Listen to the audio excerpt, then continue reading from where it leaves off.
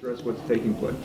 Well, I think as a nation, as we look at where we are 9.5 years, almost 10 years since 9/11, we see that homegrown terrorism has been more and more of a threat, and that actually there's been very little ideological changes that have brought about a more secure America, but actually we're far more threatened. And you say, well, why is that? I think it has to do with the fact that we have yet to even start any strategy against the ideologies that feed radical Islam. And those aren't simply an issue of violent versus nonviolent, as the administration and the media have labeled it, of violent extremism, but rather it's the issue of the influence of political Islam and the ideas of